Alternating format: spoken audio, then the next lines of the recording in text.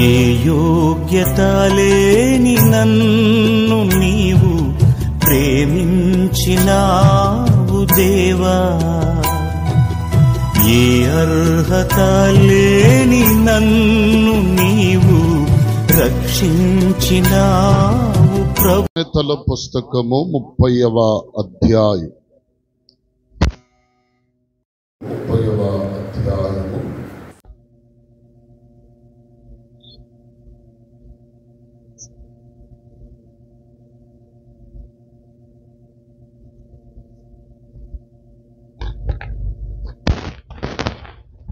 553వ page, 30వ అధ్యాయము 7-8 వచనాలు. దేవా, నేను నీతో 2 మనవులను చేసుకొనుచున్నాను. నేను చనిపోక మునుపు వాటిని నాకు అనుగ్రహింపుము. వ్యర్థమైనటువంటి వాటిని, అబద్ధములను నాకేం చేయమంటున్నాడు? దూరముగా నుంచమంటున్నాడు. పేదరికమునైనను ఐశ్వర్యమునైనను నాకు దయచేయవద్దు. తగినంత ఆహారం నాకు అనుగ్రహింపుము. ఎక్కువైన ఎడల నేను కడుపు నిండిన వాడనై అందునేమో ఒకవేళ దేవునికి స్తోత్రం చెప్పండి, గట్టిగా చెప్పండి హల్లెలూయా. ఈ వాక్య భాగములో ఒక భక్తుడు, ఆ భక్తుడు ఎవరు అంటే ఆగురు అనే వ్యక్తి.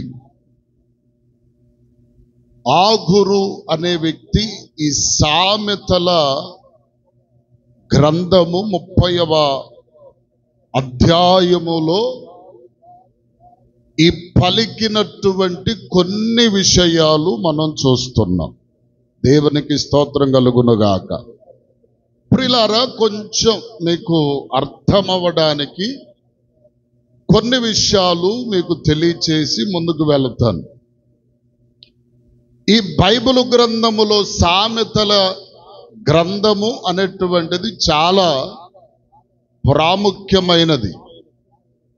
66 పుస్తకాలలో ఇది ఒక పుస్తకం. ఈ పుస్తకము ఎక్కువ శాతం దైవ బిడ్డలు, దైవ ప్రజలు అనుకునే మాట ఏమిటంటే, భక్తుడు రాజైనటువంటి సొలొమోను ఈ గ్రంథకర్త అనే విషయాలు చాలా మట్టుకు అందరికి తెలుసు. అయితే ఈ సామెతల గ్రంథాన్ని ఇంచుమించుగా 4 వ్యక్తుల ద్వారా రాయబడిన గ్రంథం ఇది. ఎంతమంది వ్యక్తులు? 4 వ్యక్తుల ద్వారా. అంటే 4 కాదు, కొంతమంది వ్యక్తులు. వారిలో మొట్టమొదటి వాడు ఎవరంటే భక్తుడు రాజైనటువంటి సొలొమోను ద్వారా రాయబడింది. ఇంచుమించుగా ప్రియులారా, మొదటి అధ్యాయము నుండి 24వ అధ్యాయము వరకు ఎవరు రాశారంటే ప్రియులారా సొలొమోను భక్తుడు రాశాడనేటువంటి ఒక అవగాహన. 25వ అధ్యాయము నుండి 29వ అధ్యాయము వరకు కూడా ప్రియులారా హిజ్కియా రాజైనటువంటి హిజ్కియా అనుచరులైన వారు వ్రాసి ఉన్నారు. ఈ సామెతలు కూడా ఎవరు చెప్పినవంటే భక్తుడైనటువంటి సొలొమోనే చెప్పిన సామెతలే వీళ్ళు పలికి ఆ సామెతలు వ్రాశారు అనే ఒక తలంపు. మూడవదిగా మనం చూస్తే ఆగురు అనేటువంటి వ్యక్తి వ్రాశాడు. 30వ సామెత ఎవరు రాశారు? 30వ అధ్యాయం ఎవరు రాశారు? ఆగురు అనేటువంటి వ్యక్తి. 31 అనేటువంటి అధ్యాయం ఏమండి అక్కడ మనం చూస్తే ఏమండి అక్కడ మొదటిలో మనకు కనిపిస్తాడు లెముయేలు అనే వ్యక్తి. ఇప్పుడు గమనించండి ప్రియులారా, ఇది దరిదాపుగా 4 లేక అంతకంటే ఎక్కువైన వారు వ్రాసినటువంటి సామెతలివి. ఇంచుమించుగా సొలొమోను దరిదాపుగా 3000 సామెతల వరకు రాశాడట. ఎన్ని సామెతలు? 3000 సామెతలు, 30 కాదు 3000 సామెతలు. 3000 సామెతలకు పైగా సొలొమోను వ్రాయటమే కాకుండా దరిదాపుగా 1005 కీర్తనలు, అంటే 1000 మీద 5 కీర్తనలు సొలొమోను వ్రాశాడు. ఇవన్నీ కూడా బైబిల్లో చేర్చలేదు. ఎందుకంటే 1005 కీర్తనలు ఎందుకు చేర్చలేదు? వాటిలో కొన్ని దేవునికి దూరముగా, దేవునికి అవమానకరంగా, ఇదిగో ప్రియులారా, స్త్రీల మీద, రాణుల మీద రచించిన కీర్తనలు ఉన్నాయి గనుక వాటిని బైబిల్లో చేర్చలేదు. స్తోత్రం చెప్పండి గట్టిగా. ఇప్పుడు మనం గమనిస్తే ఈ సామెతల గ్రంథము 30వ అధ్యాయములో ఆగురు అనేటువంటి వ్యక్తి ద్వారా దేవుడు పలుకుతున్నటువంటి ఒక శ్రేష్టమైన మాటను మనం చదువుకున్నాం. ఈ భక్తుడు దేవుణ్ణి అడుగుతున్నాడు. ఇతడు ప్రవక్త కాదు, దైవ భక్తుడు కాదు, ఇదిగో ప్రియులారా, లేకపోతే రాజులలో చేర్చబడిన వాడు కాదు. కానీ దేవుని గూర్చి ఎరిగినటువంటి వాడు ఈ ఆగురనేటువంటి వ్యక్తి. దేవునికి స్తోత్రం కలుగునుగాక. ఈ ఆగురు దేవుని గూర్చి ఎరిగిన వాడై, దేవుని గురించి తెలుసుకున్నవాడై, దేవుని మీద విశ్వాసము ఉంచినటువంటి వాడై, దేవుని నుండి కలిగిన ప్రతి విధమైన పరిస్థితిని అనుభవించిన వాడై, అతడు దేవునిని కొన్ని మనవులు అడుగుతూ ఉన్నాడు. ఏమండి? దేవుణ్ణి ఏమడుగుతున్నాడు చెప్పండి? కొన్ని మనవులు, తన ఆలోచనలను అడుగుతున్నాడు. ఏమని అడుగుతున్నాడు? దేవా, ఇదిగో నేను 2 మనవులు చేసుకుంటున్నాను. ఈ చేయుచున్న మనవులు నేను చనిపోక ముందు నీవు నాకు అనుగ్రహిస్తే నేను అనుభవిస్తానయ్యా అన్నాడు. ఏమండి?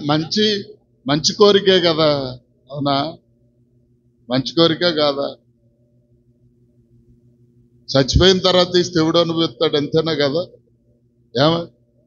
ఇప్పుడు ప్రభువుని అడుగుతున్న మనవి ఏమిటంటే, అయ్యా ఇదిగో నేను నిన్ను 2 మనవులు అడుగుతున్నాను. అవి నేను చనిపోక మునిపిస్తే వాటిని అనుభవిస్తాను ప్రభువా. సరే, ఎంతకా ఆ మనవులేంటయ్యా అంటే, అడిగిన మనమన్నా సరిగ్గా అడగాలగా. అడిగిన మనమన్నా, ఒక అతని దగ్గరికి దేవుడు ప్రత్యక్షమయ్యాడంట. దేవుడు ప్రత్యక్షమైతే నరుడా ఏం వరం కావాలో కోరుకో అన్నాడు. కోరుకంటే అతడు అడిగాడు, ప్రభువా అయ్యా నేను పట్టిందల్లా బంగారమే కావాలయ్యా. అవునా కదా? ఇప్పుడు సపోజ్ అదే దేవుడు మన దగ్గరకు వచ్చి నీకేం వరం కావాలో కోరుకంటే ఏమంటారు? ప్రభువా, పాడి గేదెలు కోరుకునే వాళ్ళు కూడా ఉండరు, గొర్రెలు మేకలు ఏమి, అయ్యా నా జీవితాంతం కూర్చొని అనుభవించేట్టుగా నాకన్ని సమృద్ధికి అయ్యా అంటారు కదా. అంతేనా కాదు? సరే, ఇక్కడ విషయం మనం చాలా జాగ్రత్తగా వినండి. ఈరోజు దేవుడు మనతో మాట్లాడుతున్నది మీరు నిజంగా నేను చెప్పగలగాలంటే మన మనస్సు శరీరము దేవుని వాక్యము మీద దృష్టి ఉంచి మీరు వినగలిగితే దేవుడు మనతో స్పష్టంగా మాట్లాడనై ఉన్నాడు. చెప్పండి ఆమేన్. ఆగూరు అనేటువంటి వ్యక్తి దేవుని ఏమడుగుతున్నాడు అంటే, నేను చనిపోక మునిపే వాటిని నాకు ఇవ్వయ్యా అన్నాడు. మంచిదే. అడుగుతూ ఏమంటున్నాడు అంటే, మొట్టమొదటిగా వ్యర్థమైన వాటిని, అబద్ధములను నాకు దూరము చెయ్యి. ఏం చేయమంటున్నాడు? వ్యర్థమైన వాటిని, వ్యర్థము అనపరచబడిన వాటిని, అబద్ధములను నాకు దూరముగా ఉంచు. అవి నా దరిదాపులలోనికి కూడా రాకూడదు. దేవుణ్ణి అడిగే మనం ఇదేనా చెప్పరే? దేవుణ్ణి అడిగే మనం ఇదేనా? అసలు ఒక విశ్వాసి, ఒక వ్యక్తి ఇదిగో ప్రియులారా దేవుని దగ్గర మాకరించి అడిగేటువంటి మనవులు ఎలా ఉంటాయంటే, వాస్తవానికి మన లెక్కలో చెప్పుకుంటే, ప్రభువా నన్ను ఆశీర్వదించు, నా బలహీనతలు తీసివేయి, నా కుటుంబాన్ని, నా బిడ్డలను, ఇదిగో నాకు కలిగినదంతా ఊరోళ్ళు ఏమైనా పోని నాకు అనవసరం, నా కుటుంబం, నా బిడ్డలు ఆశీర్వాదకరంగా ఉండాలి. ఇదే కదా. కానీ భక్తుడు అంటున్నటువంటి మాట, ఇదిగో అయ్యా అబద్ధములను, ఏమండి, వ్యర్థమైన వాటిని నాకు దూరముగా ఉంచు. అంతేకాదు ఇంకొక మనవి చేస్తున్నాడు.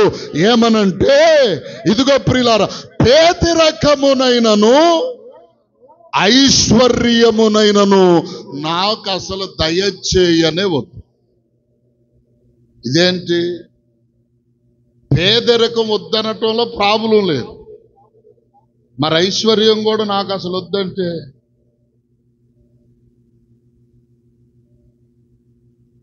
ఏమండి?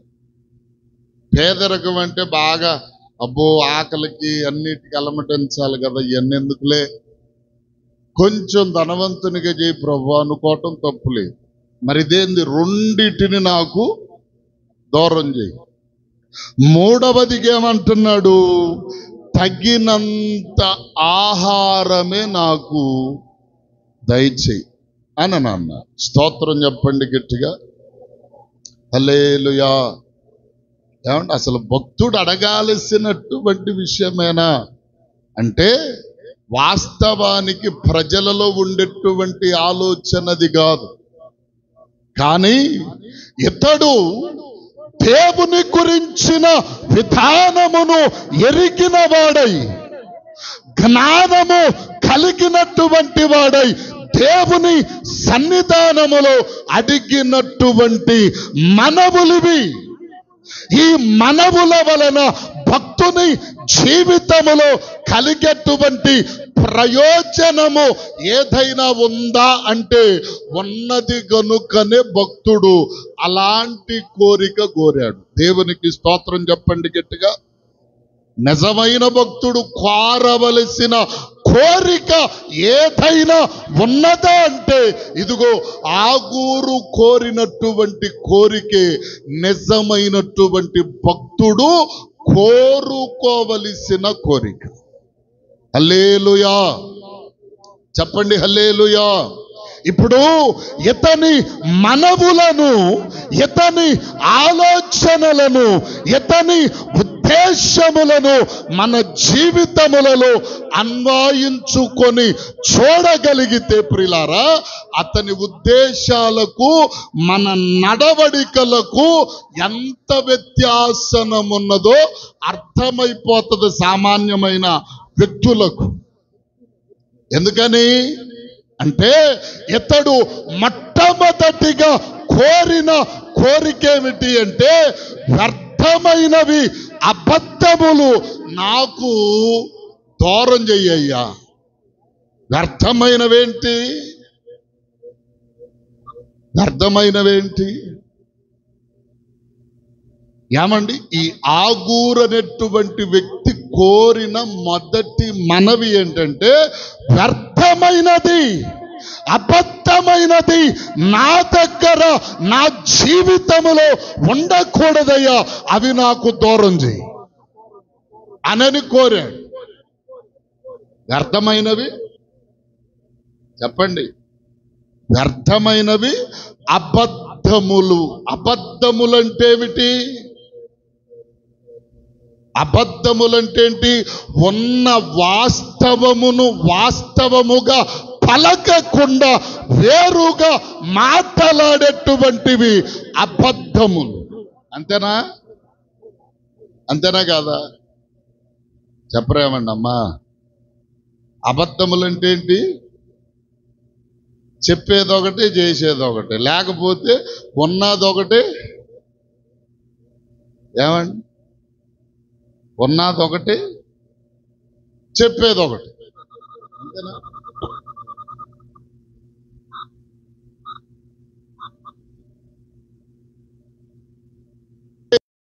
అదేమంటారంటే అబద్ధము.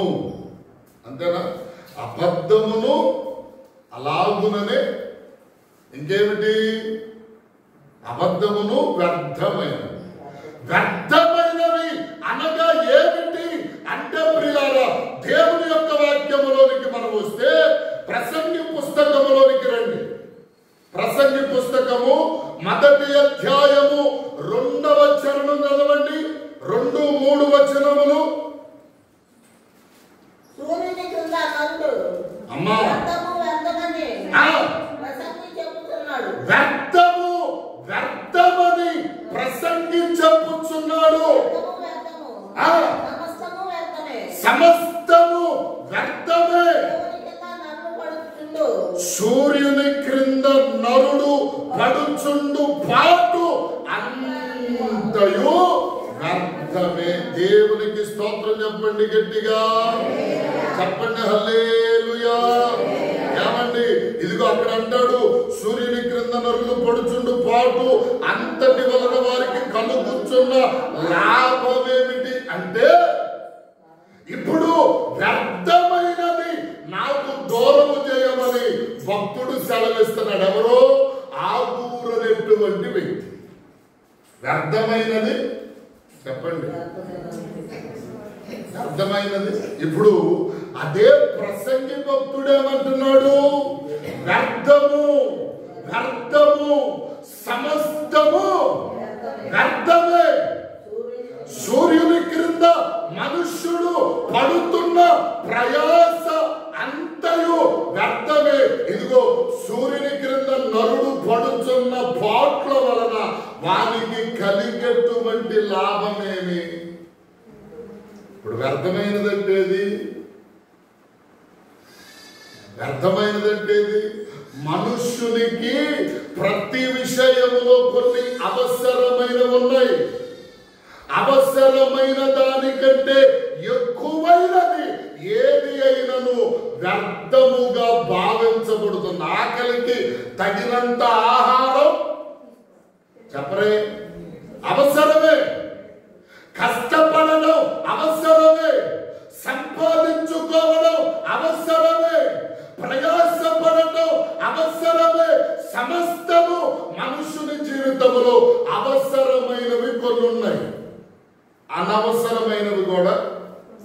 చెప్పరే వ్యర్థమైనవి అంటాడు.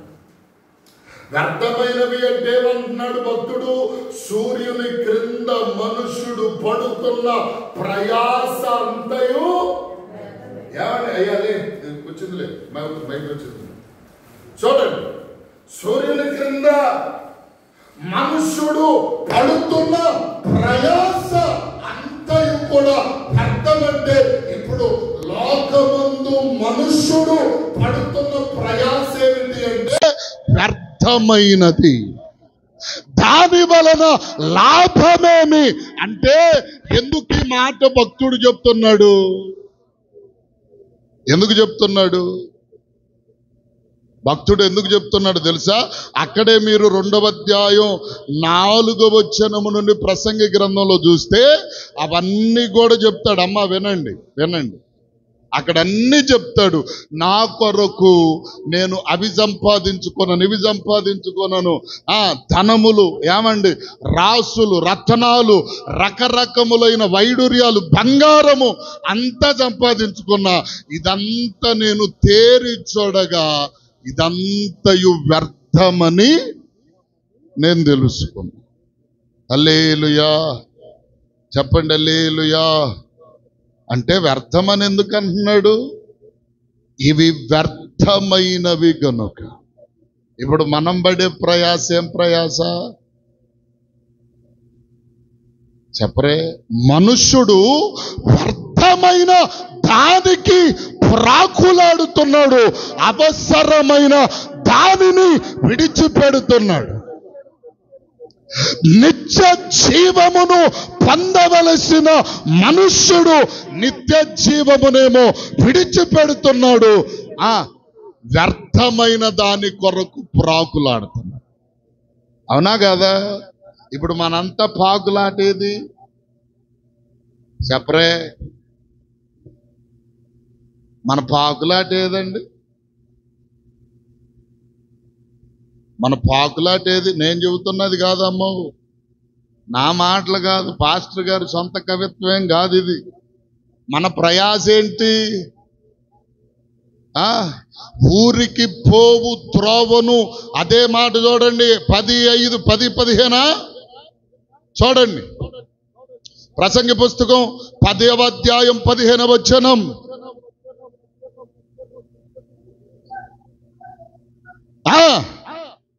బుద్ధిహీనులు తమ ప్రయాస చేత తన ప్రాణమును ఆయాసపరచుకుంటాడంట.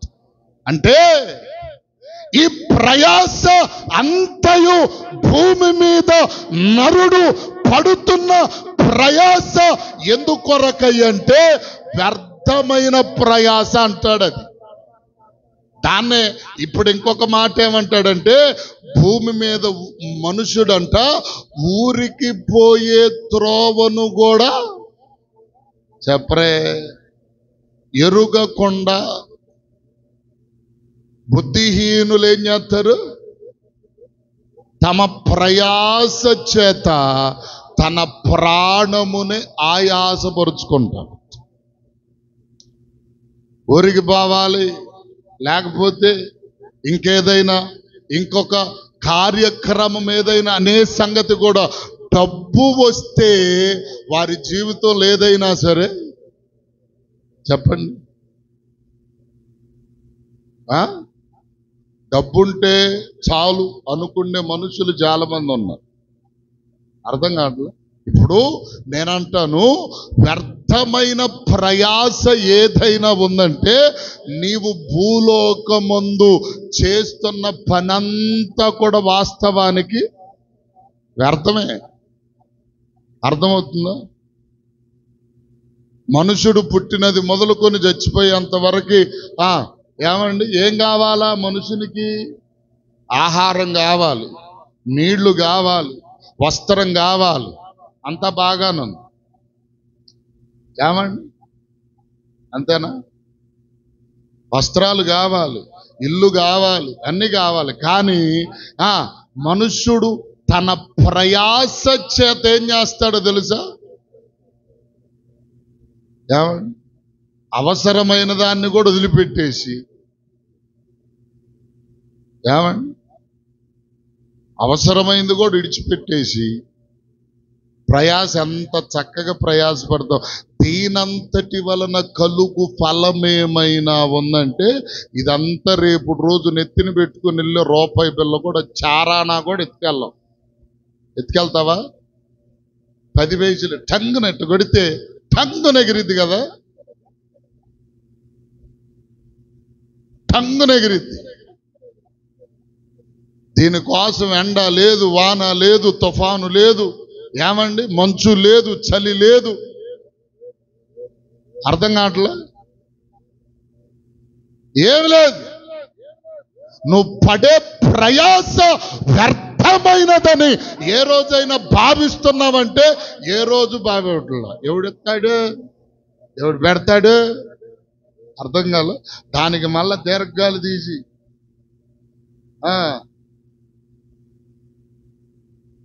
దీర్ఘాలు తీసేళ్ళ, దాంట్లో కొంచెం వంకరతో పాటు మమకారంతో పాటు కారం కూడా కలుపుతారు. చాతుర్యం, చమత్కారం, రకరకాలైన విన్యాసాలతో కూడిన మాటలు కారం కలిపినట్టుగా ఉంటది అన్నమాట. ఆ మాటలో అంటిస్తే కొంచెం సరక్కమంటది అన్నమాట. దేవుని స్తోత్రం. అర్థం కావట్లే? వ్యర్థమైన ప్రయాస నీవు పడుతున్నావు. దేవుని వాక్యములు అంటాడు, ఇదిగో ప్రియులారా, ఏమండి, ప్రతి మనుష్యుని గురించి దేవుడు మాట్లాడతాడు. ప్రతి దినమంట మనుష్యుడు ఏమి త్రిందమో, ఏమి త్రాగుదమో, ఏమి ధరించుకొందుమో అని తన ప్రాణమును గురించి, తన శరీరమును గురించి ఆలోచన చేస్తాడట. అదే దేవుడు మాట్లాడుతున్నాడు. పక్షులను చూడండి, విత్తవు, కోయవు, కూర్చుకొను, కాకులను ఇవన్నీ చూస్తే ఏమండి, పరలోకపు తండ్రి వాటికి ఎప్పుడు ఏది అవసరమో అదంతా దేవుడు ఇస్తున్నాడు కదా. మరి నువ్వెందుకు పడుతున్నా ఈ ప్రయాస? హల్లెలూయా. నువ్వు పడతలేదు అనుకుంటే మనసులో అనుకోవట్లేదు ఎవరు?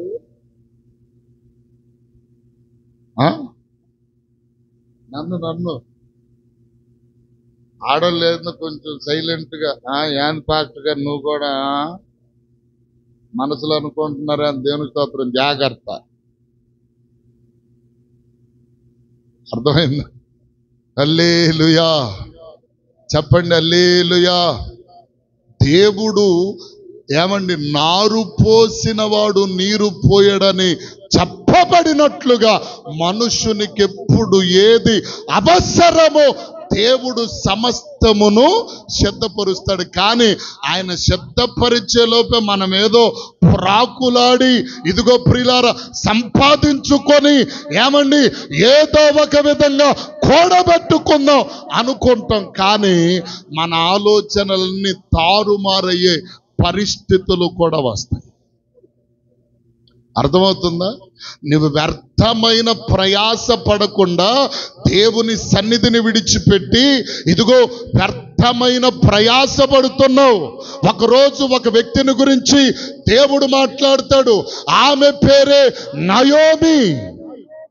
ఈ నయోమి బెత్లెహేమును విడచింది, యెరూషలేమును విడచింది, మోయాబు ప్రాంతమునకు ఏదో సంపాదించుకుందామని 2 కుమారులను తన భర్తను వెంట పెట్టుకొని వెళ్ళిందంట. ఎక్కడి నుండి? బెత్లెహేము నుండి. యెరూషలేము ప్రాంతమును విడిచి, బెత్లెహేము అనగా రొట్టెల ఇల్లు, సమృద్ధి కలిగిన ప్రాంతం, దేవుని సన్నిధి నిలిచేటువంటి స్థలమని వాక్యం తెలియజేస్తుంది.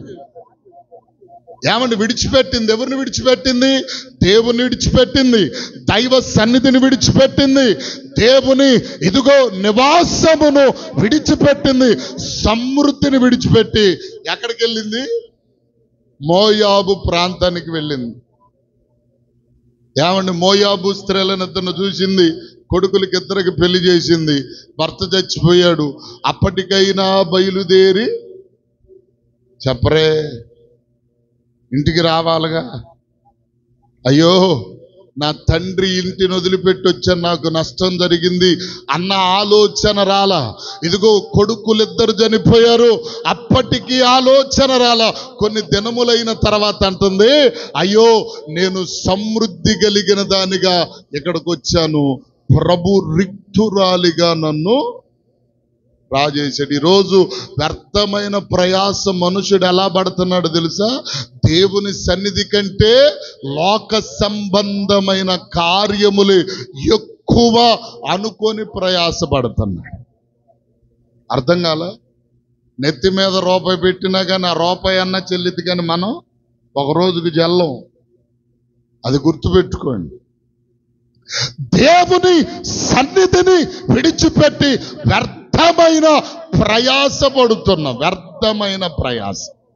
అందుకని భక్తుడు ఏమంటున్నాడంటే, ఇదిగో ప్రియులారా, ఏమండి అక్కడ 2 ప్రసంగి పుస్తకంలో అంటాడు, ఇదిగో ప్రియులారా, నరుడు సూర్యుని క్రింద పడుచున్న ప్రయాస అంతయు వ్యర్థమే.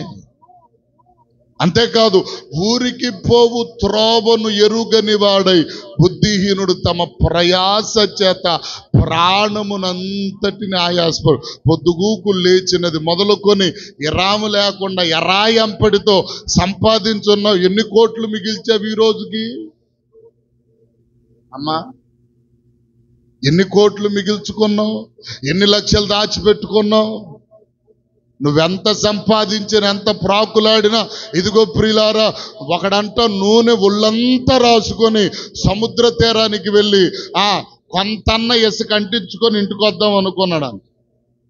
ఆ ఇసుకలో బాగా పొర్లాడాడు, ఇట్ట ఇట్ట ఇట్ట. ఎంత అంటింది చెప్పరే? ఎంత అంటింది? నువ్వెంత కష్టపడ్డేవాళ్ళ రేపుడికి ఒక 1000 రూపాయలు కూడిని అనుకోండి, లేక రేపు ఏదో ఒకటి నోరు తెరుచుకొని. అర్థమవుతుందా? అవునా కాదా? నోరు తెరుచుకొని చూస్తాను ఉంటుంది. ఏమండి, నేను అందుకని అంటున్నాను, వ్యర్థమైనవి లోకములు. దేవుడు చెప్తున్న మాట ఏంటంటే, మనుష్యుడు తన జీవితము ఎదుగుదల కొరకు పడుతున్న ఈ ప్రయాస అంతా వ్యర్థమే. వ్యర్థమని నువ్వు ఎప్పుడు భావిస్తావు? భక్తుడు భావించాడు గనుకనే, అయ్యా వ్యర్థమైనవి అబద్ధములను నాకు దూరంగా ఉంచయ్యా. అబద్ధమైనవి ఏదైనా ఉంటే నాకు దూరం చెయ్యి. వ్యర్థమైన పాటు నేనేది పడకూడదు. ఒకరోజు అపొస్తలుడైన పౌలు సౌలుగా ఉన్న దినాలలో దేవుని ప్రజలను ప్రియులారా, ఏమండి యోధ మత పెద్దలైన వారు చెప్పిన విధమైన ఆలోచనను బట్టి వ్యర్థమైన పనులన్నీ చేశాడు. మనుషులను చంపాడు. ఇదిగో ప్రియులారా, ఏమండి వారి మాట ఏదైతే వాటన్నిటిని విని ఇష్టపూర్వకంగా చేశాడు. ఒక రోజుకి గ్రహించాడు, ఏమని? నా జీవితానికి ఇదంతా వ్యర్థమైంది. అవసరకరమైనది ఏదైనా ఉందంటే ప్రభు యొక్క పరిచర్య తప్ప ఇంకొకటి లేదనుకున్నాడు. సమస్తాన్ని విడిచిపెట్టాడు దేవుని సన్నిధిలో. ఏమండి, అందుకనే ఫిలిప్పీలకు రాస్తూ అపొస్తలుడైన పౌలు పలుకుతంటాడు. 3:7 చూడండి. ఫిలిప్పీ పత్రిక 2వ అధ్యాయం 7వ వచనము నుండి చదవండి. ఫిలిప్పీలకు రాసిన పత్రిక 3:7 3:7 అయినను ఏవేవి నాకు లాభకరములై ఉన్నవో వాటిని క్రీస్తు నిమిత్తము నష్టముగా ఎంచుకొంటిని. నిశ్చయముగా నా ప్రభు అయిన యేసుక్రీస్తును గూర్చిన అతి శ్రేష్టమైన జ్ఞానము నిమిత్తము సమస్తమును నష్టముగా ఎంచుకొనుచున్నాను. క్రీస్తును సంపాదించుకొని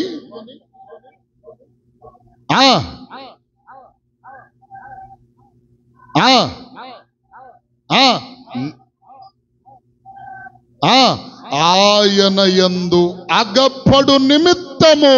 చాలు అక్కడ ఏమన్నాడు? ఏవేవి నాకు లాభకరములై ఉన్నవో. మనకు లాభం ఏంటి? ఏమ లాభం? లాభం ఏంటి మనకి?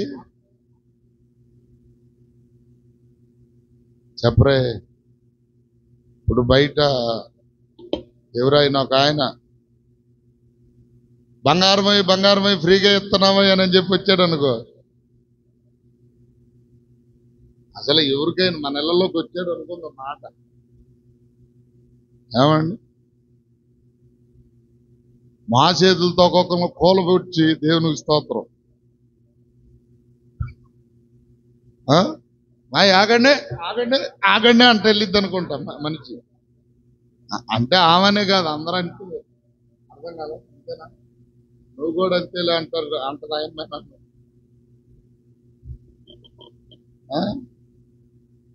దేవునికి స్తోత్రం కలుగునుగాక.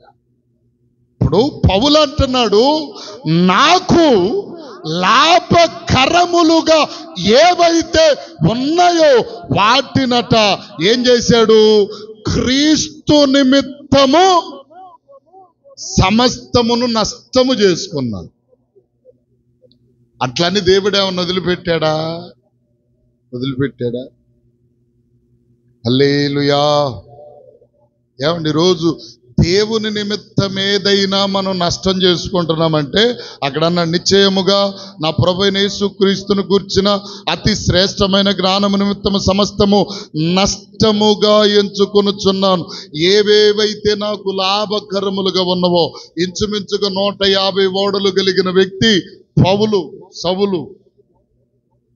ఏమండి, తన తండ్రి ముత్యాల వ్యాపారి, మంచి ఆస్తిపరుడు అయినా సరే వాటన్నిటిని విడిచి ఎక్కడెక్కడ దేవుడు నివాసం చేయమన్నాడు, ఎవరి దగ్గర ఉండమన్నాడు, వాళ్ళ దగ్గర కల్లా వెళ్ళి బేరాలు గుట్టుకుంటూ పరిచర్య చేస్తూ క్రీస్తు కొరకు కరిగిపోయాడు. ఎందుకో తెలుసా? దేవుని సన్నిధిలో లాభకరమైనటువంటిది ఏమిటి?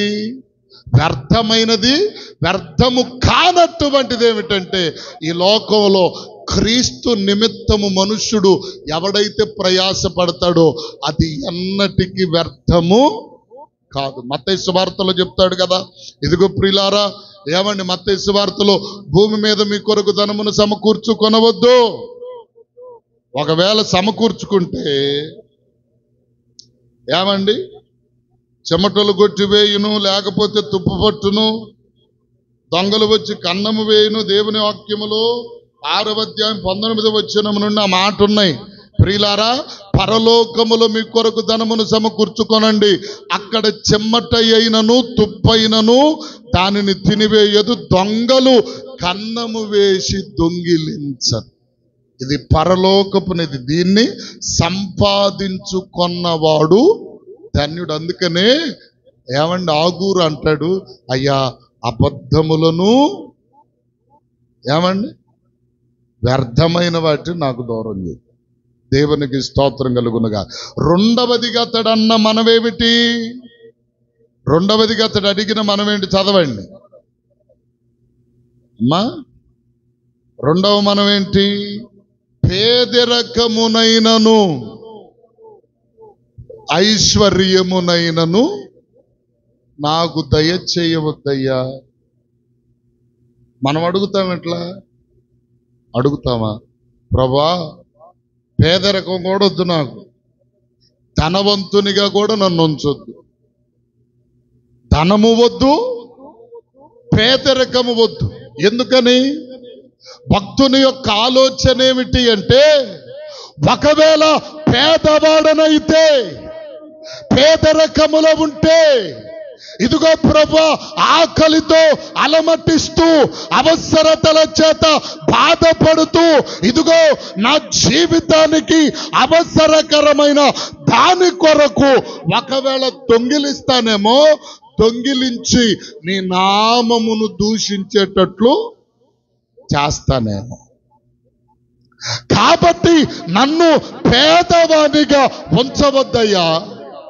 పేదవానిగా ఉంటే ప్రియులారా, కొన్ని విషయములలో ఏమండి మనం ఎంతగానో కుమిలిపోయేటువంటి పరిస్థితులు ఉంటాయి. అవసరానికి చెప్పరే, అవసరానికి కొన్ని అందకపోతే ఏమవుతుంది? ఒక మాట చెప్తాను ప్రియులారా, నాకు దగ్గర బంధువు, ఏమండి మేనమామ అవుతాడు ఆయన భార్య పేరు ఏదో ఉంది, ఆశీర్వాదం ఏదో పేరు.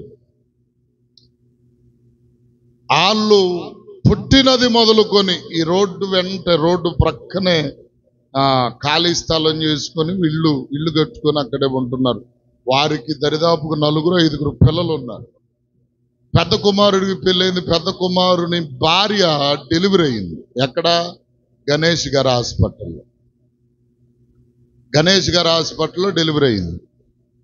డెలివరీ అయితే ఈమెకి మరి డెంగ్యూ వచ్చిందో మలేరియా వచ్చిందో తెలియదు, కానీ పెద్ద కోడల దగ్గర ప్రసవించిన ఆమె దగ్గర ఏముంది? ఎవరు? అత్త. కొడుకేమో తన భార్య డెలివరీ కోసం గణేష్ గారి హాస్పిటల్లో చేర్చారు. సరే, ఆ డెలివరీ అయిన అమ్మాయి దగ్గర పరిచర్య చేయటానికి ఆమె అత్తే ఉంది. ప్రియులారా, ఒకనొక దిన జ్వరం వచ్చింది. జ్వరానికి చూపించుకుందో లేదో తెలియదు, కానీ డబ్బు లేని కారణము చేత ఏమండి మరి ఆ రక్త కణాలు తగ్గిపోయినాయో లేకపోతే పరిస్థితి తీవ్రమైపోయిందో తెలీదు. బాత్రూంలోకి వెళ్ళి అట్టాగే చచ్చిపోయి కూర్చున్నాను. బాత్రూంలో ఏమండి అధిక పేదరికం ఉంటూ కొన్ని అవసరతలకి ఎప్పుడే బాధపడాలి, బాధలు అనుభవించాలి. అందుకని భక్తుడే అధిక పేదవానిగా నన్ను ఉంచొద్దయ్యా, మరి అంతేకాదు అధిక ధనవంతునిగా కూడా నన్ను చేయొద్దు. ఎందుకని? అధిక ధనం ఉంటే అధిక ధన వృష్టి వలన నా కళ్ళకు ఇదిగో పచ్చ కామెర్లు పట్టినట్లుగా క్రొవ్వు పడుతుందేమో, కళ్ళు కానకుండా ఇష్టపూర్వకంగా ప్రవర్తిస్తానేమో. డబ్బు ఎక్కువైతే డబ్బు మనస్సు తప్ప వేరొక మనస్సు నాకుండదని గర్విస్తానేమో. కాబట్టి నాకు డబ్బు కూడా ఎక్కువ చెప్పరే. ఏమండి ఎందుకని ఈ మాట చూడండి, అక్కడే మనం చూస్తే 1 తిమోతి పత్రికలో పౌలు ఏమంటాడు చూడండి, ధనము సమస్త కీడులకు. చదవండి అమ్మా, 1 తిమోతి పత్రిక 6వ అధ్యాయం 10. ఎందుకనగా ధనాపేక్ష సమస్త కీడులకు మూలము. దేవునికి మహిమ కలుగును గాక. ఏమంటే ధనాపేక్ష ఏమవుతుందంట? ధనాపేక్ష సమస్త కీడులకు మూలం. ఎందుకు? ధనము నీకు ఎక్కువైతే, ధనము నీకు ఎక్కువ ఉంటే నీ జీవితంలో కలిగేటువంటి మార్పులు ఎలాంటివో తెలుసా?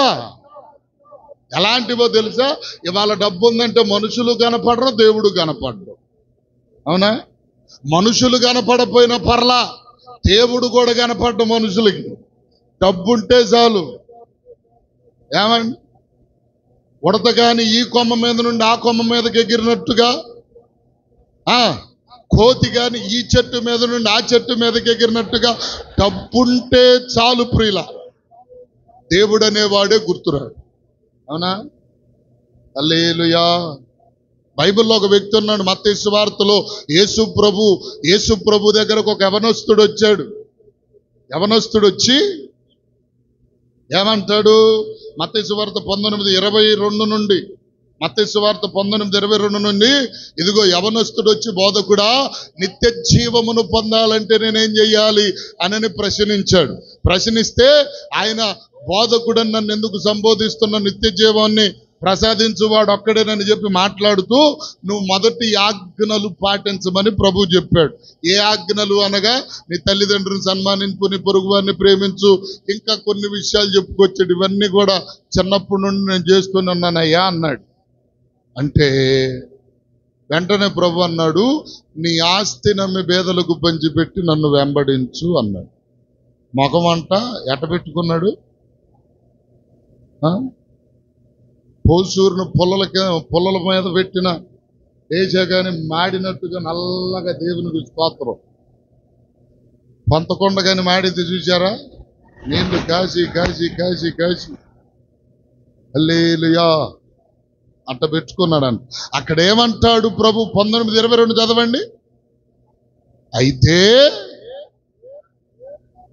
ఆ యవనస్తుడు మిగుల ఆస్తి కలవాడు కనుక వ్యసన పడుచు వెళ్ళిపోయాడు. అంటే ఆస్తి ఉంటే దేవుని మాట కూడా అవసరం లేదు. దేవుడే లెక్క చెప్పరే, దేవుడే లెక్కలే. డబ్బుంటే ఇవాళ డబ్బుంటే చాలు. అర్థం కాల?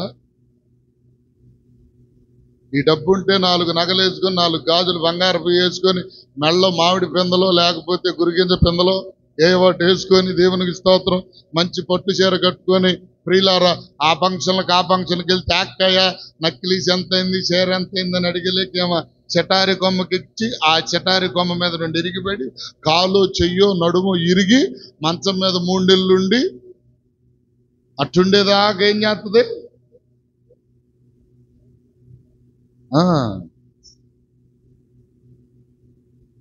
హల్లెలూయా చెప్పండి, హల్లెలూయా. ఆస్తి ఉంటే చాలు, అవునా కదా? డబ్బుంటే చాలు. ఇప్పుడు ఇదిగో ప్రియులారా, అతడు మిగుల ఆస్తి కలవాడు గనుక దేవుడు మాటలాడుతున్నా సరే ఆయన మాట లెక్క చేయలే. ఈరోజు డబ్బుంటే దేవుని మాట లెక్కలేదు, మనుషుల మాట లెక్కలేదు. డబ్బుంటే చాలు, చెవుల్లో శేషం కాదు బంగారం పోసినట్టు దేవునికి స్తోత్రం. డబ్బుంటే చాలు.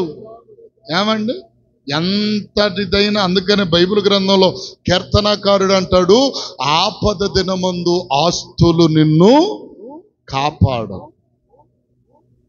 ఆపద వచ్చిందా, ఆస్తులుంటే ఏం చేసుకుంటే మొఖాన్ని రుద్దుకుంటా. ఏమండి డబ్బుంటే చాలు, రూపాయి ఉంటే చాలు, 4 రూపాయలు కూడబెట్టుకుంటే చాలు. తల కొంచెం ఎట్లెగిచిద్ది, ఈ కళ్ళు 2 ఎక్కడికి వస్తాయి? అర్థం కాల? నేను అంటాను ఈరోజు ప్రియులారా అక్కడ చూడండి ఇంకా 23వ వచనం. యేసు తన శిష్యులను చూచి, ధనవంతుడు పరలోక రాజ్యములో ప్రవేశించుట దుర్లభమని నీతో నిశ్చయముగా చెప్పుచున్నాను. ఇదిగాక ధనవంతుడు పరలోక రాజ్యములో ప్రవేశించుట కంటే సూది బెజ్జములు ఒంటె దూరుట సులభమని చెప్పాను. అంటే ధనం ఎక్కడ ఉంటుందో నీ మనసు కూడా అక్కడే ఉంటుంది. అర్థం కావట్లా? అందుకని దేవుడు ఏం చెప్తున్నాడు? ధనం ఎక్కడ ఉండునో తన మనసు అక్కడే ఉండును గనుక ధనవంతుడు పరలోక రాజ్యములో చేరుట కంటే సూదె బెజ్జములు ఒంటె దూరుట సులభము. ఈరోజు ధనాన్ని బట్టి సంపాదించి కూడబెట్టినటువంటి ఆ 4 రూపాయలను బట్టి చాలా మంది గర్వించబడతా ఉండవచ్చు. కానీ ప్రియులారా, ఒకవేళ ఆస్తి ఎక్కువైతే నా జీవితంలో కలిగే ఈ దుర్మార్గపు స్థితి ఉండకూడదని ఆగూరు అంటాడు, నాకు ఆస్తి ఎక్కువగా వద్దు, అధిక పేదవానిగా కూడా వద్దయ్యా అని చెప్పాను. హల్లెలూయా. ఏమండి ఈరోజు అయ్యా పాస్టర్ గారు నా దగ్గర ఎంత ఉన్నా పర్వాలేదు కానీ నేను దేవుని సన్నిధిని విడిచిపెట్టట్లేదు అనే వాళ్ళు ఉన్నారా? చెప్పరే. ఏమండమ్మా, నా దగ్గర 1 లక్ష ఉన్నా 2 లక్షలున్నా 10 లక్షలున్నా నేను గర్వించట్లేదు, దేవుని సన్నిధిని విడిచిపెట్టడం లేదు, దేవుని సన్నిధి కంటే ముఖ్యంగా ఏది నేను హెచ్చించటం లేదు అనే మనస్తత్వం కలిగిన వాళ్ళు ఉన్నారా? ఉన్నారా? ఏమండి 1 రూపాయి ఉంటేనే మాటలోనే కొంచెం తేడా వస్తుంది. ఏంటి అన్నట్టుగా ఉంటుంది. వాళ్ళ రూపాయి ఉంది, ఏమండి, రూపాయిని బట్టి మన మాట, మన బిహేవియర్, మన పద్ధతి మారకూడదనే భక్తుడు ఏమంటున్నాడంటే, ఇదిగో నన్ను పేదవానిగా ఉంచవద్దు, ధనికునిగా ఐశ్వర్యవంతునిగాను చేయవద్దయ్యా. మరి ఎలా ఉంచాలి? ప్రతిదినం ఆఖరిగా అంటాడు, ఏమండి, ప్రతిదినము తగినంత ఆహారం. ఏమండి, ప్రకటన గ్రంథంలో ఒక సంఘం ఉంది. ఆ సంఘాన్ని గురించి మీకు చెప్పి నేను ఆ 3వ మాట కూడా క్లుప్తంగా వివరించి ముగిస్తాను. ప్రకటన గ్రంథం 3వ అధ్యాయం 14 నుండి 17 వరకు ఉన్నాయి. చూడండి ఆ మాటలు. లవోదికీయలో ఉన్న సంఘపు దూతకిలాగు రాయుము, ఆమె ననువాడు నమ్మకమైన సాక్షియు, చెప్పుచున్న సంగతులేవనగా, నీ క్రియలను నేను ఎరుగుదును, నీ చల్లగానైనను వెచ్చగానైనను లేవు, నీవు చల్లగానైనను వెచ్చగాను ఉండిన మేలు, నీవు వెచ్చగానైనను చల్లగానైనను ఉండక నులివెచ్చలిగా ఉన్నావు గనుక నేను నిన్ను నా నోట నుండి ఉమ్మివేసి నుద్దేశించుచున్నాను. నీవు దౌర్భాగ్యుడవు, దిక్కుమాలిన వాడవు, దరిద్రుడవు, గుడ్డివాడవు, దిగంబరుడవై ఉన్నావని ఎరుగక నేను ధనవంతుడను, ధనవృద్ధి చేసి ఉన్నాను, నాకేమీ కొదువలేదని చెప్పుకొనుచున్నావు. నీవు ధనవృద్ధి చేసి అగ్నిలో పుట్టము వేయబడిన బంగారమును నీ దిశమల సిగ్గు కనబడకుండానట్లు ధరించుకొనుటకు తెల్లని వస్త్రములు నీకు దృష్టి కలుగునట్లు దేవునికి స్తోత్రం చెప్పండి గట్టిగా. ఏమండి, ధనం ఉంది కాబట్టి ఏంది, నేను ధనవంతుడను, ధనవృద్ధి చేసి ఉన్నానని, నాకేమి కొదువలేదని లవోదికీయలో ఉన్న సంఘము, లవోదికీయ సంఘం అనుకుంటుందంట. నాకేం భయం లేదులే, వరద వచ్చినా, వాన వచ్చినా, తుఫాన్ వచ్చినా. ఏమండి, అవునా కాదు? ఇంతకుముందు రేడియోలో ఉన్నప్పుడు ఫలానా రోజు తుఫాన్ రాబోతుంది అనగానే ప్రియులారు అందరూ ఏం చేసుకునేవాళ్ళు, ఎండిన పుల్లలన్నీ కొంచెం తీసుకొని మొచ్చు మీద ఒక అట్టట్లాగా కట్టుకుని ఎండిపోయిన పుల్లలన్నీ చక్కగా పేర్చుకునేవాళ్ళు. ఇవాళ మనందరికి ధీమా ఏంటా ధీమా? గ్యాస్ ఉంది, గ్యాస్ ఉందనుకో, చొక్కా ఎగరేసినట్టు ఎంతేనా కాదు, గ్యాస్ ఉంది. తుఫాన్ రాని 4 రోజులు దేవునికి గ్యాస్ ఉందే అనుకోవట్లే మనం. అట్లాగే డబ్బుంటే ఆ ధీమా వచ్చి దేవుని సన్నిధినైనా వెనకేస్తామేమోనని దేవుని వాక్యం అంటుంది కదా, నన్ను పేదవానిగాను ఉంచొద్దు, ధనవంతునిగాను ఉంచొద్దు. ఇప్పుడు సంఘం అనుకుంటుంది, ఇదిగో నాకేమి భయం లేదు, నేను ధన సమృద్ధి చేసుకొని ఉన్నాను, బ్యాంకులు బ్యాలెన్సులు దాచుకొని ఉన్నాను, అన్ని పెట్టుకొని ఉన్నాను, నాకేమి భయం లేదు అనుకున్నాను. అర్థం కాదా? అనుకున్నాడు. అయితే దేవుడు ఏం చేశాడు తెలుసా? తన నోటి ఉమ్ముతో, ఏమండి, తన నోటి ఉమ్ము పూసి అక్కడేమన్నాడు? ఉమ్మివేయ ఉద్దేశించుచున్నాను. అంటే నీవు ధనాన్ని బట్టి గర్వించావు, నా సన్నిధికి దూరస్తుడు అయిపోయావు, నా ఆలోచనలన్నిటినీ కూడా నువ్వేం చేసావు? నిష్ఫలము చేసేసావు. కాబట్టి నా నోట ఉమ్మి వేయనుద్దేశిస్తున్నానన్న. ఏమండి, అందుకనే ఇదిగో ప్రియులారా, అధిక ధనము మన జీవితంలో ఉన్న ప్రాబ్లమే, అధిక పేదరికము ఉన్న ప్రాబ్లం. అందుకని భక్తుడు ఏమన్నాడు ఆఖరికంటే, ఇదిగో తగినంత ఆహారం నాకు దయచి. తగినంత ఎందుకు? ఒకవేళ అది కూడా ఎక్కువైతే ఏమండి, తగినంత ఆహారం కంటే ఎక్కువ వచ్చింది అనుకో మనకు, అది కూడా ప్రాబ్లమే. ఆహారం ఎక్కువ ఉంటే ఈ మధ్య చాలా మంది ఏం చేస్తున్నారు, కుండలు వండుకుంటున్నారు. కుడి తొట్లుంటే కుడి తొట్టులో పడేస్తున్నారు, లేకపోతే పారిగాడు ఉంటే పారిగాడు అవకాడ పడేస్తున్నారు. ఎక్కువ ఉండటం కూడా మంచిది కాదు కదా. అంతేనా? తగినంత ఆహారం ఏ రోజు సాళ్ళు ఆ రోజు వచ్చినాయి అనుకో, చాలా జాగ్రత్తగా. అంతేనా కదా? నీ గురించే చెబుతుందమ్మా. రేషన్ షాప్ అంతా నా చేతిలో ఉందని మొత్తం వండి పారబోతున్నామని చూడండి. అంటే విషయం చెప్తున్నా. చాలా మంది తగినంత కంటే ఎక్కువ ఉంటే ఏమవుతుంది, కడుపు నిండుతుంది. కడుపు నిండితే దాని వలన మనకి ఇంక అవసరం, కడుపు నిండిన తర్వాత అవసరం లేదు. కడుపు అందుకనే ఎప్పటికప్పుడు తగినంత ఆహారం మనకుంటే ఆహారం విలువ ఎంతో తెలుస్తుంది, డబ్బు విలువ ఎంతో తెలుస్తుంది, వ్యర్థమైన వాటి విలువ తెలుస్తుంది. అందుకనే ఆ మాట ఒక్కసారి చదవండి. తగినంత ఆహారము నాకు అనుగ్రహించి ఎక్కువైన ఎడల నేను కడుపు నిండిన వాడనై నిన్ను విసర్జించి యెహోవా ఎవడనందునేమో. ఎక్కువైతే ఇది ఒక ప్రాబ్లం ఉంది. కడుపు నిండితే చల్లగా కడుపు నిండంగానే కళ్ళు మూతలు పడతాయి, కమ్మగా నిద్రపోవచ్చు. కడుపు నిండిన వాడనై యెహోవా ఎవడని అందునేమో. ఒకవేళ ఏమండి లేక భేదనై దొంగిలిని నామమును దూషిస్తానేమో. కానీ ఇదిగో ఇవన్నీ నాకు లేకుండా మీడియంలో ఎప్పటికప్పుడు ఏది అవసరమో అదంతా నాకు ఇస్తే చాలయ్యా.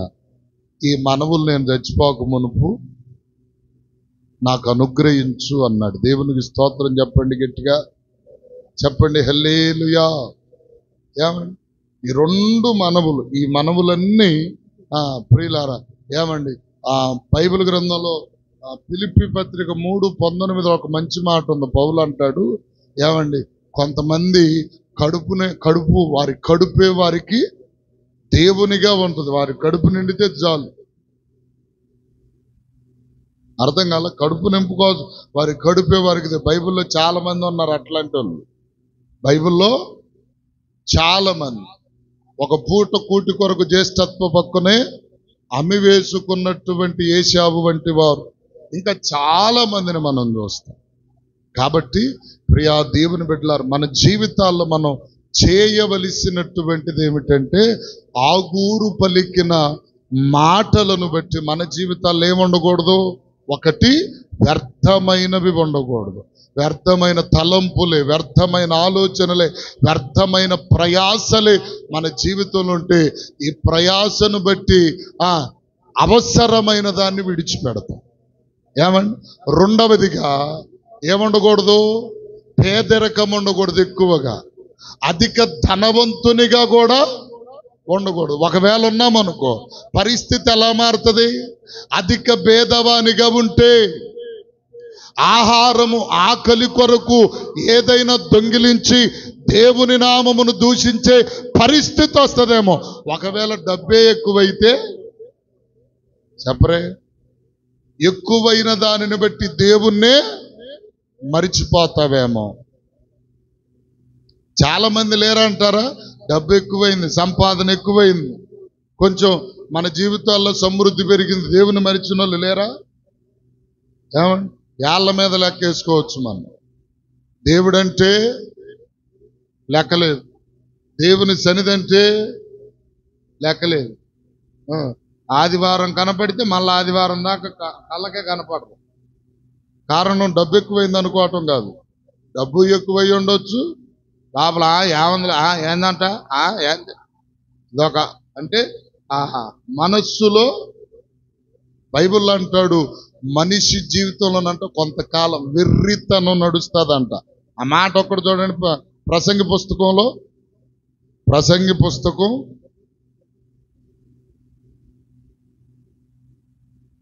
వీళ్ళరా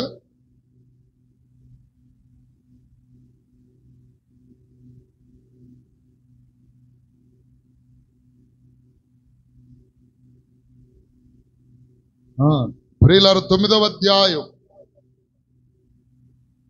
3వ వచనం చదవండి.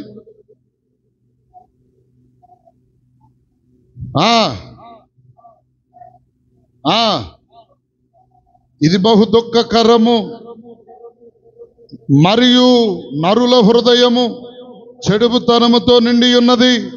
వారి బ్రతుకు కాలమంతయు వారి హృదయమందు వెర్రితనం. ఏందంట? అదే వెర్రితనం. అర్థం కాల? బ్రతుకు కాలమంతయు హృదయమందు వెర్రితనం. లెక్క జమలేని స్థితి, అదే వెర్రితనం. లెక్క తుఫాను వస్తే రాని నాది డాబా అనుకుంటారు, చూసావా? తుఫాను వస్తే రాని నా డాబా. ఒరే బాబా, గాలివానికి డాబాలు కూడా కూలిపోతున్నాయి రా అన్నాడు అనుకో, ఏం ప్రాబ్లం లేదు, మాది కొత్తగా కట్టిన డాబా. అర్థం కాల?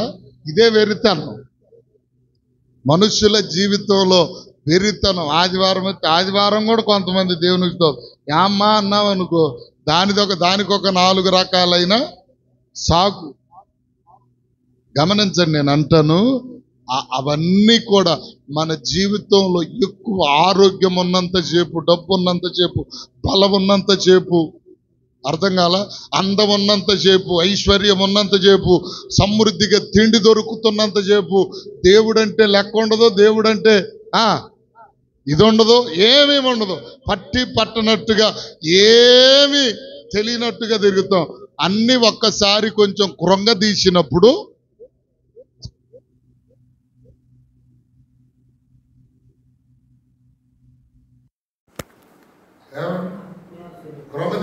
ఎలా ఉంటది? పెద్ద ఈరోజున ఒకటయ్యి 4 పెట్టుకున్నారు అనుకో, శరీరంలో అవయవాలు నరాలు మొత్తం అది ఈ రకం. కుక్కగా రోడ్డు మీద దొరికి కుక్క ఉంటుంది, చూసారా? కుక్క దొరికినట్టు అయ్యో ఏసయ్యో ఏసయ్యో ఏసయ్యో అనుకుంటూ తిరుగుతారు. అవునా కదా? మంచం మీద అమ్మలా అయ్యో నా వల్ల కదయ్యా, నేను ఏసయ్యో ఏసయ్యో, ఇదే పనిగా. అర్థం కాదా? దేవునికి స్తోత్రం కలుగునుగా.